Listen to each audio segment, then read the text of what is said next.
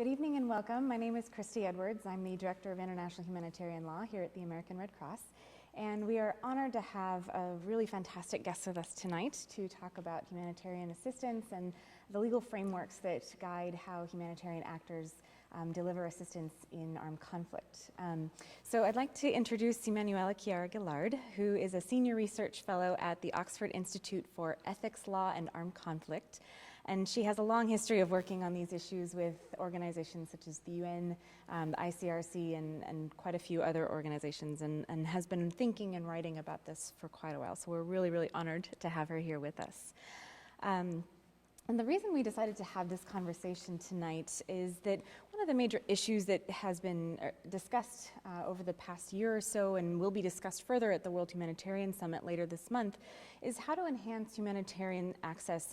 And this is one of the 5 core challenges to the protection of civilians in armed conflict.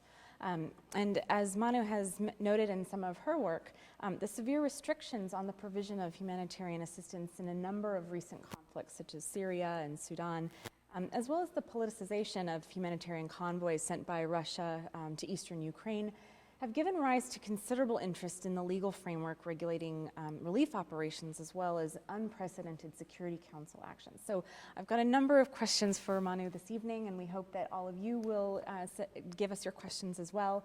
For those of you who are watching online, please do tweet in your questions using the hashtag #HumanityInWar. Again, you can follow us on Twitter at HumanityInWar, or follow along on the blog, humanityanwarblog.com. So, Manu, I'll start by asking a question more as a framework question. Can you tell us what are the conventional rules of IHL regulating the provision of humanitarian assistance in both non-international armed conflicts as well as international armed conflicts? Thank you, and thank you very much for inviting me. It's really a pleasure to be back here, to be in the Red Cross, and also to be in Washington among a number of familiar faces. So thank you. And the rules of IHL that regulate the provision of humanitarian relief in situations of international and non-international armed conflict are fundamentally the same. These are found in the protocols, principally Additional Protocol 1, Additional Protocol 2, but are essentially the same in customary international law applicable to both types of conflicts. And first and foremost, responsibility for meeting the needs of the civilians lies with the party that has effective control of the civilian population. And this is a very important starting point, and something that we tend to overlook sometimes. We want to rush in and provide assistance. Hold on, primary responsibility lies elsewhere. It's only when the party that has responsibility, if this party is unable or unwilling to meet the needs of the civilians, that offers to carry out relief actions that are humanitarian and impartial in character can be made. So it's therefore at a second stage. The third important rule is that in the majority of situations, the consent of affected state is required. Therefore, parties can offer to carry out relief operations, but the consent of states is required. There are 2 circumstances, 2 situations in which parties have no latitude to withhold consent. The first is in situations of occupation. If the needs of the civilian population are not being met by the occupying power, it has no latitude to withhold consent to offers to conduct relief operations. And the second situation is where the Security Council has adopted a binding decision effectively requiring the parties to agree to relief operations. And finally, once relief operations have been agreed to, parties must allow and facilitate the rapid and unimpeded passage of relief consignment, equipment, and personnel. But they may prescribe technical arrangements. And therefore you see it's 2 steps. There's an initial consent, an initial agreement to the relief operations, and then subsequently an obligation to allow and facilitate the passage of the relief operations. For the most part, it is at this second stage of things that problems arise operationally. Parties have agreed to, yes, fine, you can carry out relief operations, but then they subsequently fail to do what is necessary for parties actually to conduct operations in an unimpeded manner. You've mentioned that consent is required before offers to carry out humanitarian relief operations can be implemented, but it's not as clear, at least in non-international armed conflicts, whose consent is required. And then a couple of different interpretations of this have been discussed and put forward. So can you tell us a bit about what those different interpretations are? Absolutely, and this is very much a question that's been at the forefront of legal discussion recently. So, what's the position in international armed conflict? Pretty straightforward. The relevant provision is Article 70 of Additional Protocol 1, and this requires the consent of the parties concerned. First and foremost, the state in whose territory you're going to conduct the relief operations. So in international armed conflict, the position is simple. Far more complicated as a matter of law in relation to non-international armed conflict. And in particular, the situation where complexities arise is where the organized armed group that's party to the conflict holds territory and offers are made to conduct relief operations in that particular territory for the civilians in that territory, and that is a territory that can be reached from neighboring states. Therefore, there's no need to transit over territory held by the government. Is the consent of the government required in those circumstances? So essentially, you want to provide assistance to civilians in opposition-controlled territory that can be reached directly from neighboring states. We have two different provisions that are relevant in non-international armed conflict. The first is Common Article 3.2 of the Geneva Conventions, and this provides that an impartial humanitarian body may offer its services to the parties to the conflict. Therefore, it's entitled to offer to carry out relief operations to either side. The provision is silent, however, as to whose consent is required. And in particular, while an organization can make an offer to the organized armed group, is the consent of the organized armed group sufficient, or is the consent of the state also required in such circumstances? It's unclear. The provision's just silent on it. As you said, divergence of views.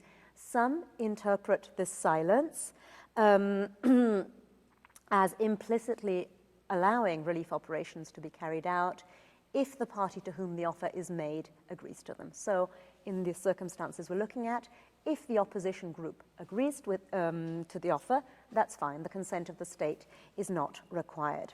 I have to say that I personally struggle with this particular interpretation because considering the provision is silent, the interpretation would lead to a very significant infringement of the sovereignty of the state to essentially allow operations to be carried out with its consent being required. And at best, even if we were to accept this particular interpretation, it would only apply to the impartial humanitarian organizations referred to in Common Article 3, not to other actors, so for example, states, that may offer to carry out relief operations. That's the first provision. The other relevant provision is Article 18.2 of Additional Protocol 2, and it's more explicit on this particular issue, requiring the consent of the high contracting party concerned. Now, this would appear to be a clear reference to the state party to the non-international armed conflict. However, interestingly, the expression recently has been interpreted in a different way. There are some who say the high contracting party, the state, is only concerned by the relief operations if they actually transit through territory under its effective control. If they do not, it is not concerned by them, and therefore its consent is not required. Interesting. Now, again, I am not too persuaded by this particular interpretation.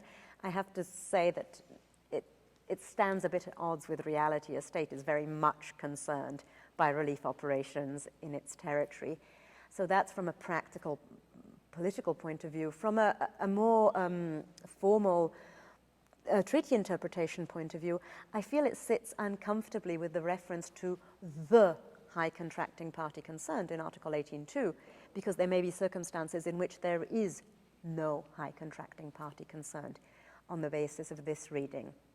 Therefore, in view of the silence of Article 3 and the reference to the high contracting party concerned in Article 18.2, I tend to say that the consent of the state is always required.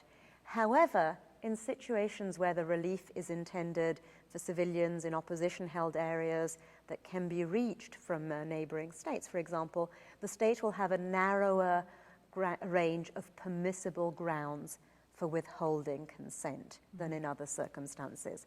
That's an attempt to reconcile the various different positions and with the realities on the ground as well. This is, just a very important point. As I said at the outset, this is the position as a matter of law, that the consent of the state is always required. Operationally, the consent, the agreement of all parties through whose territory you transit or in whose territory you actually implement the operations is required in to be able to operate safely and also in an unimpeded manner. So again, we see in this particular area of law, it's very important to take the practical realities on the ground into account when implementing the law. Oh, absolutely. And I'm so glad that you brought up this idea of consent, because even during the drafting of the additional protocols 1 and 2, it was already understood that the parties didn't always have absolute and unlimited freedom to refuse their agreement to relief actions. And a party refusing consent had to do so for valid reasons and not for arbitrary or capricious ones.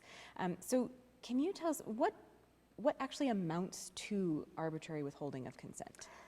A very important question. It's a notion that's central to this particular area of law, but not something that's addressed in the conventions, in the commentaries, or that has been determined by any treaty interpreting body so far. So in order to determine what constitutes arbitrary for this particular issue, it's necessary to look at other areas of public international law, general principles of international law, human rights law. And essentially, if we look at these, we can determine that there are three sets of circumstances in which withholding consent would be arbitrary. The first is if consent is withheld in circumstances that violate a party's other obligations under international law towards the civilian population in question. The second circumstance is when withholding consent violates the principles of necessity and proportionality as understood under human rights law. And the third focuses on the manner in which consent is withheld. And consent is withheld arbitrarily if it is done in a manner that is unreasonable, unjust, lacking in predictability, or otherwise inappropriate. And I'm happy to develop any of these three circumstances, if you like. Yeah, I would love if you could share a couple of examples of what these arbitrary grounds for withholding consent would look like that violate the international law obligation to protect civilians in armed conflict. Absolutely, and that's the first set of circumstances. Arbitrary because it violates a party's other obligations in relation to the civilian population concerned. And we can come up with a non-exhaustive list of the circumstances. So first and foremost would be withholding consent in situation where the civilian population is facing starvation. Doing so would be a violation of the prohibition on starvation of the civilian population as a method of warfare that we find in Additional Protocol 1 and Additional Protocol 2. A second example would be withholding consent to medical relief operations, including on the ground that they may treat wounded and sick enemy combatants. It's a basic principle of international humanitarian law that the wounded and sick, including enemy combatants, must receive to the fullest extent practicable and with the least possible delay the medical care required by their condition. And no distinction may be made on any ground other than medical ones.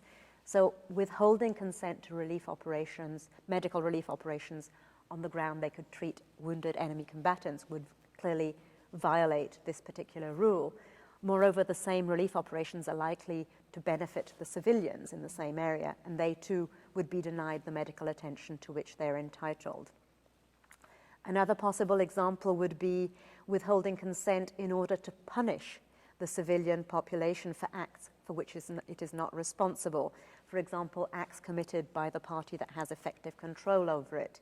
This would be a violation of the prohibition on collective punishment. Another example would be selective withholding of consent with the intent of discriminating against a particular group, for example, because it is perceived as supporting the opposition. This would be a violation of the prohibition on discrimination that we find in IHL and in human rights law. So far, my examples have been based principally on international humanitarian law, but of course, international human rights law continues to apply in times of armed conflict. Therefore, withholding consent to relief operations that violates fundamental human rights would be arbitrary. And here I'm thinking of the rights to physical integrity, or also when it prevents the satisfaction of the minimum core of relevant economic, cultural, and social rights, such as the rights to an adequate standard of living, including food and water, and to health and medical services. So a significant range of situations where withholding consent would violate a state's obligations vis-à-vis the civilian population. Absolutely. And I want to make a quick note for our in-person audience as well as those of you who are watching online. Please do continue to send in your questions via Twitter at Humanity and War using the hashtag Humanity and War. And for those of you who are in the room, we do have note cards that I believe have been passed around, and you can wave those and we'll collect those in just a minute. Shall I give you two examples of the other headings? Because you remember there were three headings of arbitrary. Absolutely. The first was arbitrary because it violates other obligations. The second is withholding consent in violation of the principles of necessity and proportionality. And here I'm referring to proportionality under human rights law, so not IHL proportionality. And this provides that a measure taken must be necessary, no more than necessary, and proportionate to the end to be achieved. So if we apply this to relief operations, where with consent is withheld for a legitimate or not arbitrary reason, it will nonetheless be arbitrary to do so if doing so exceeds what's necessary in the circumstances. Therefore, limitations in terms of time, duration, location, and affected goods and services must not go beyond what is absolutely necessary in order to reach the legitimate aim. And then the third heading of arbitrary, as I mentioned, is the manner. You must not withhold consent by means of a process or in a manner that would be unjust and therefore arbitrary. And one example of this would be where consent is withheld without any reasons being given for the why it's not being granted. Now, the law doesn't specify the modalities for expressing whether consent is given or not, nor to whom, but if across the board no reasons are given, this would be arbitrary, not least because it is impossible to determine whether the grounds on which consent is withheld are legitimate or not. Absolutely. So what are some of the implications of arbitrary withholding of consent for those seeking to carry out humanitarian or relief operations? Are they entitled to carry out unauthorized operations? Very good question, and with a counterintuitive answer. Arbitrary withholding of consent is a violation of international law. However, the reality is that it does not give rise to an automatic entitlement to carry out unauthorized operations.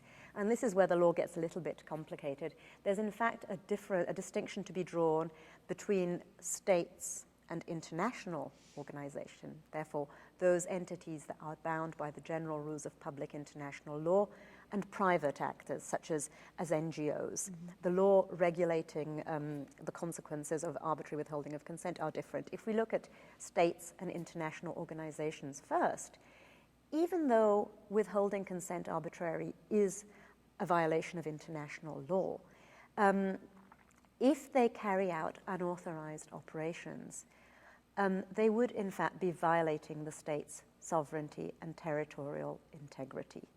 So the unauthorized operations would themselves be a violation of international law. There are only two circumstances, and I'm getting really deep into state responsibility here, but it is relevant. There are only two circumstances in which the unlawfulness of unauthorized operations by states or international organizations such as the UN would be precluded if they could be justified as countermeasures or if they could be justified as necessity. I'm not going to enter into the details of countermeasures, but essentially, in order for a countermeasure to be legitimate, it must be taken by a state or international organization that is directly affected by injured by the violation. So for present purposes, a state whose offer of assistance was arbitrarily rejected, or possibly a state whose nationals are being deprived assistance. Second, the purpose of the countermeasure must be to induce the wrongdoing state to comply with its obligation. And thirdly, countermeasures must be proportionate to the injury suffered by the actors relying on them. Now, they're actually onerous conditions to meet, but some of them might be, and in particular, some of these conditions, and in particular the requirement that countermeasures can only be brought by someone directly injured by the violation, and that they be proportionate to the harm suffered by that party, can be sidestepped if we rely on the increasingly accepted notions of third-party countermeasures in relation to violations of erga omnes obligations, that is, obligations owed to the international community as a whole. And this is a concept that is receiving increased acceptance recently, and including the fact that international humanitarian law does lay down erga omnes obligations. If we follow this line of reasoning, states and international organizations not directly injured by a violation would nonetheless be entitled to take countermeasures. Something that's important to bear in mind, though, when we think of if we go down the line of countermeasures and say, fine, there may be circumstances in which states and international organizations could rely on this, it's important to bear in mind that countermeasures may not in any circumstance violate the prohibition on the threat or use of force. Mm-hmm. Therefore, in such circumstances, relief operations may not be carried out by armed forces, even if they could be justifiable as countermeasures. Until it's quite complex. The second possible ground that would preclude the unlawfulness of unauthorized relief operations is necessity. Again, another principle of public international law. And this may be invoked if a particular action, and we're looking at here at unauthorized relief operations, is the only way to safeguard an essential interest and against a grave and imminent peril, and the wrongful act itself, the unauthorized relief operations, do not seriously impair an essential interest of the injured state. So in the past, necessity has been invoked to safeguard essential interests, such as to prevent or limit, for example, widespread environmental damage. I think that by analogy, we could definitely invoke it to prevent, to put an end to extremely severe suffering of the civilian population. We could say that would definitely be an essential interest of the international community, and the relief operations need not impair the essential interest, therefore the territorial integrity of the affected state, to the degree precluded by the rule. Therefore, and I think this is the best way of getting to permissible unauthorized relief operations, the unlawful necessity could be invoked to justify an exceptional relief operation by a state or international organization to bring life-saving supplies to a population in a particular location in extreme need when there are no alternatives. This could be a possible ground. However, as is the case for countermeasures, it is not possible to have resort to the threat or use of armed force. So, according to the law, relief operations in such circumstances must not be implemented by the armed forces, which leads you to a tricky situation as a matter of practice. Mm-hmm. This is the position for states and international organizations. The position for private actors, such as NGOs, is different because they're not directly bound by the rules on territorial integrity. An NGO does not violate the territorial integrity of the state by carrying out unauthorized relief operations. However, they are unlikely to benefit from privileges and immunities before the courts of the state where they carry out unauthorized operations, so face the risk of proceedings there for a range of possible grounds, from unauthorized entries, so an immigration offense, to support of terrorism, provision of assistance to the enemy. And therefore, they also face tricky consequences if they carry out unauthorized relief operations. Absolutely. So what are the consequences then for the party who is actually doing the arbitrary withholding of consent? So, as you said, arbitrary withholding of consent is a violation of international law, which means that the party involved can face state responsibility if it's a state. I'm pausing because it has not actually been implemented, so I can't give you good examples of where a state violated this obligation and therefore proceedings were brought against it. The most relevant example I can give is Syria, where the Security Council, after repeatedly calling on parties to agree to relief operations, actually imposed them on them in Security Council Resolution 2165. It required essentially both parties to agree to relief operations. There may also be consequences for the individuals associated with the decision to withhold consent. Interestingly, the Security Council has imposed sanctions against individuals and groups that have been found responsible for obstructing relief operations, and also individual criminal responsibility for the parties that are involved. And I'm thinking here, I like to get the wording right, the ICC statute has in terms of individual criminal responsibility under the ICC statute, there is the war crime of intentionally using starvation of civilians as a method of warfare by depriving them of objects indispensable to their survival, including willfully impeding relief supplies. So this is a war crime in international armed conflicts under the ICC statute. Withholding consent could also amount to a war crime of extermination as a crime against humanity under the ICC statute.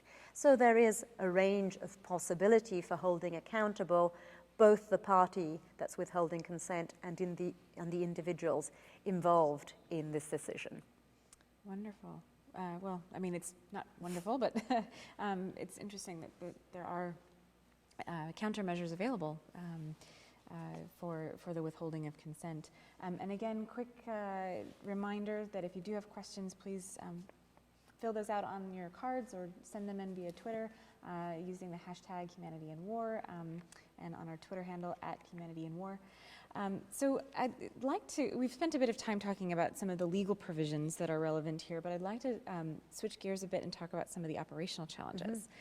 So can you talk a bit about some of the operational or policy concerns raised by this approach that promoting compliance with this area of IHL that focuses on accountability?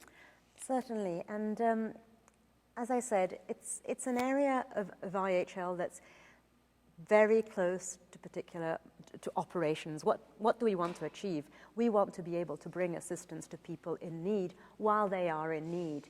And obviously the threat of accountability, of criminal responsibility, is extremely important. It's an important tool, it's an important method of promoting compliance. But I really wonder whether, as a crisis is unfolding, as there are humanitarians on the ground negotiating with the other side, with a recalcitrant party, trying to open the roads and obtain access, I really wonder whether waving the stick of, and if you're not going to do this, I am going to bring you to the ICC, is actually conducive to creating a space for dialogue and achieving managing to negotiate access. I therefore wonder whether, obviously it's important in future if you can say, look, in this particular circumstance, they withheld consent and were found responsible for it. But as a crisis is unfolding, I'm not sure it's quite the right tool to use to build confidence and to manage to reach the populations in need. It's something we need to be wary of.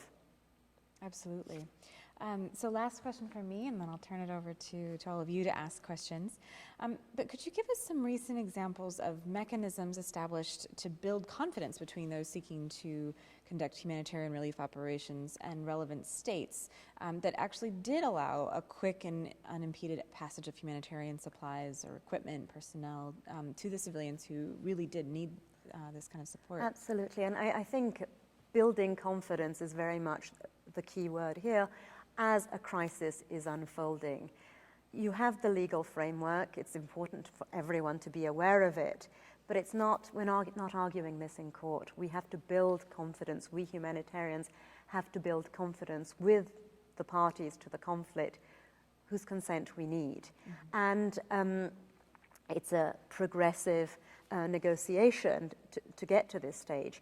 And I think it's important for us to understand what the concerns are likely to be, what the reservations about agreeing to relief operations are likely to be. And often it is, what's coming in? Is it purely humanitarian? What are you trying to bring me what are you trying to bring into the territory, my territory controlled by my enemy? Is it really exclusively humanitarian?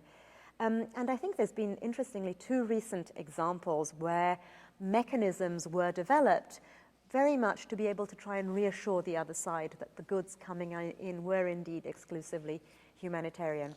The first, interestingly, was established by the Security Council in the resolution I mentioned earlier, 2165, in relation to Syria.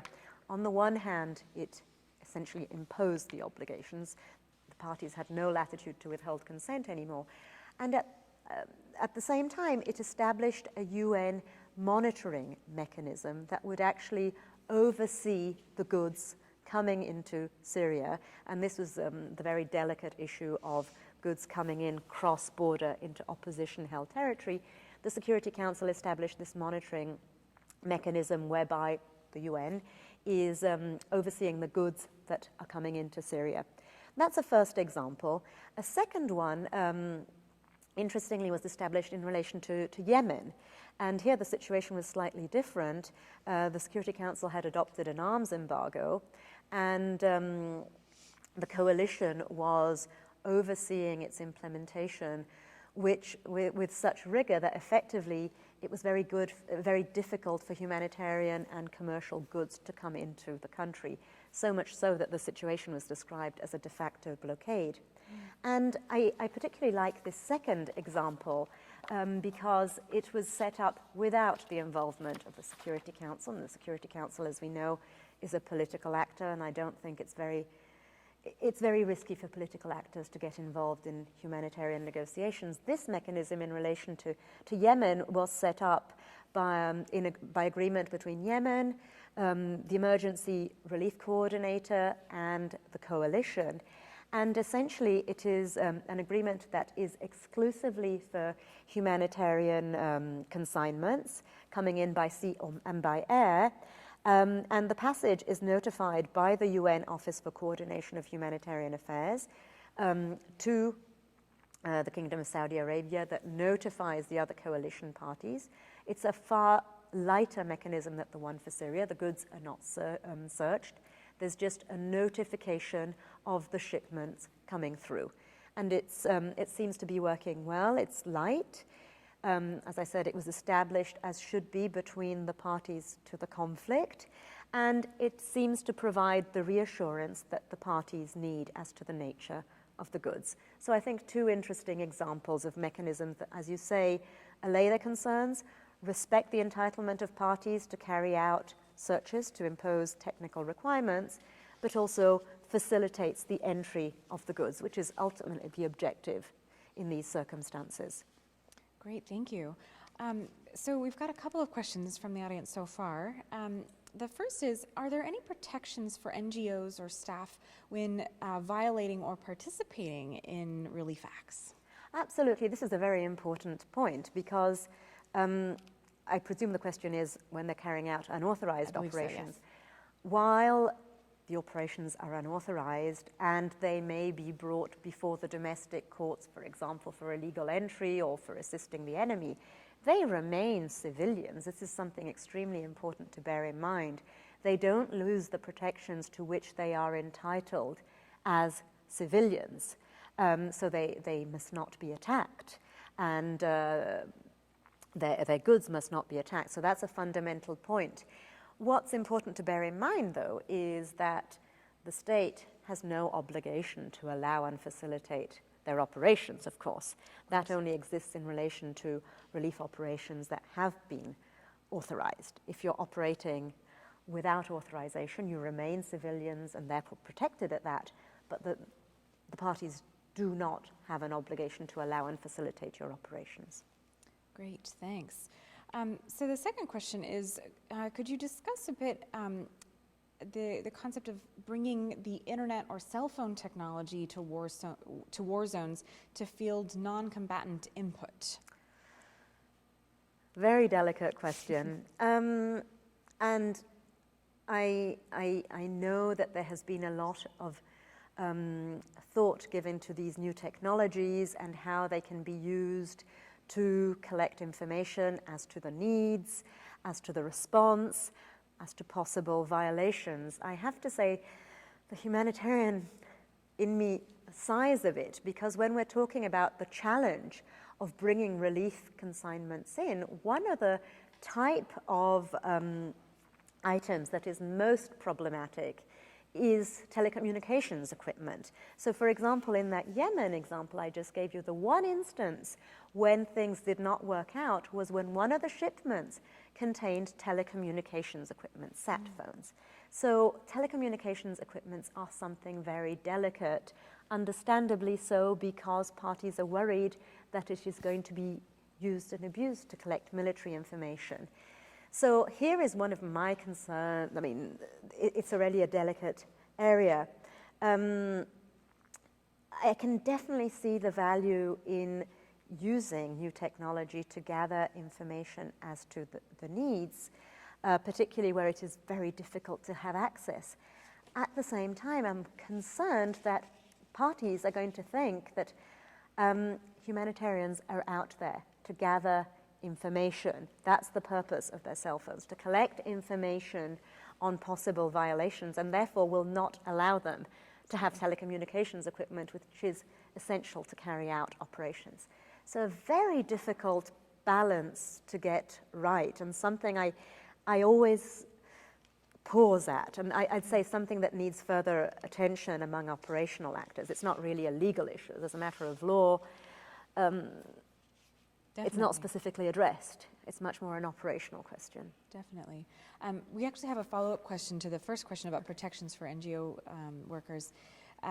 Do these protections or others extend to private security accompanying humanitarian organizations? Interesting. It depends on the status of the private security. And I'm not even going to go into the operational can of worms as to whether operational agencies want to be accompanied by security, private security, what having armed actors around you does for the way you're perceived as a humanitarian. So I'm just going to answer your legal question. Well, if they are private security, if they are not members of the armed forces, in theory, these people are civilians. So the fact they are also protected, they're not members of the armed forces involved in the party to the conflict, so they are also entitled to the protections afforded to civilians. As you can see, I'm also pausing on this question, as operationally I struggle with it, but as a matter of law, it's clear. Once they start using force, and presumably it is in self-defense, so we're not looking at the rules of IHL on direct participation in hostilities, it's more a question of self-defense. Once they start using force, well, they're liable to being attacked and to putting the humanitarians at risk. So another very good question that straddles, it's not so much a legal question, it's a far more operational question, I would say. Absolutely. The next question, and again, for those of you who are online, please do continue sending in your questions using the hashtag #HumanityInWar. Do you have any examples of current challenges in any of the existing conflicts that you think are key to focus on? Definitely. I obviously, Syria is a very live example, and the challenges there over the years in providing assistance. And I think an important question in relation to Syria relates to the challenge in bringing medical goods in. This has been problematic from the outset, and it's definitely one of the instances I have given you where those limitations would appear to be arbitrary and therefore in violation. And I think that ties in with the broader conversation we're having recently on the very significant limitations, attacks on the capacity to carry out medical operations in situations of armed conflict, ranging from attacks that were addressed yesterday in the Security Council to the challenges in bringing medical supplies into the country, to the other impediments put on those seeking to provide medical assistance. So I'd say that's one very live one in relation to Syria. I think the whole Syria also raises very important questions as to the framework in which humanitarian access negotiations have been handled, because increasingly they are going hand in hand with the political negotiations and follow the fate of the political negotiations, which I think is very problematic, because the two should ideally be totally distinct so that access negotiations are not held hostage to political considerations. So two very live examples in Syria today. Mm-hmm. Are there any other situations of armed conflict today that, because I think the Syrian conflict is so overwhelming, that maybe we're not paying enough attention to? And I can't think of specific examples off the top of my head, but I think what the Syria conflict has done, and in relation to access, has made us focus on a very live problem there, the reality that consent was being withheld totally, from the reality that in the vast, vast majority of situations, that is not the problem. The problem is the subsequent stage. It's parties fail to do what is required or necessary to allow and facilitate the rapid and unimpeded passage of relief operations. That is the problem in the vast majority of situations. And that is really what we as lawyers should be looking at, and also those of us working in operations, to try and develop guidance on steps that we should ourselves be taking, that we should encourage parties to take, best practices in order to ensure that relief operations can transit. Well, that's actually a perfect segue to the next question, which is how do we, or you actually, communicate these very complex and nuanced legal frameworks to people who are acting on the ground? Absolutely, and that's a great question. As I was taking you through this, I said, this is for us lawyers in the room. It's important for the lawyers to understand the law. It's important, I think, for all of those who are involved in these operations to understand the law as the framework. I would never, ever, ever have this conversation, if not with my legal counterparts. I would never have this type of conversation if I was trying to negotiate access.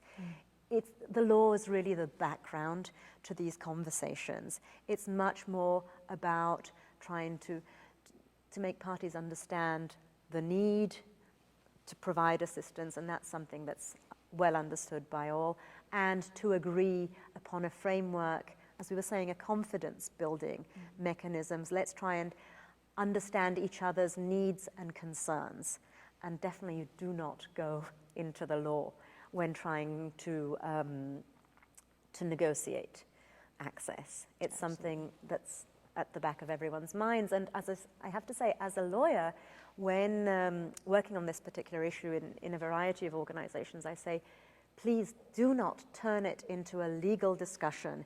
It's going to be completely counterproductive, and it's not going to advance things on the ground in any way. Mm-hmm. So let's all be aware of the law. We need to know what it is, but let's not use it on a day-to-day basis when negotiating access.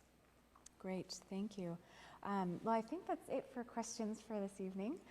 So perhaps we'll stop there.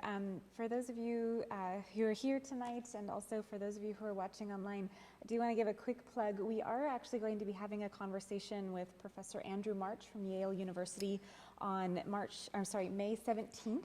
And we'll be talking about the legal frameworks that basically established ISIS and how they operate, because even though I think we think of ISIS as mostly just causing mayhem and acting in whatever way they feel, they actually do have a legal framework or justification for their existence and how they operate in armed conflict. And this does actually touch upon many of the issues that humanitarian actors are trying to navigate when trying to deliver humanitarian aid in ISIS-controlled areas. And then on May 19th, we will be having a discussion talking about accountability for the sexual and gender-based violence crimes committed by ISIS. So as a follow-on to that discussion, once we've discovered what their legal rationale for existence is. So I hope you can join us for either or both of those conversations. No doubt that they will be incredibly difficult conversations to have, but definitely very, very relevant. So thank you so much for all of you who have joined us in the room, and those of you who are watching online. Please check out the recording if you haven't been able to catch all of this on our blog at humanityandwarblog.com. And thanks again to Manu for joining us this evening. Thank you very much.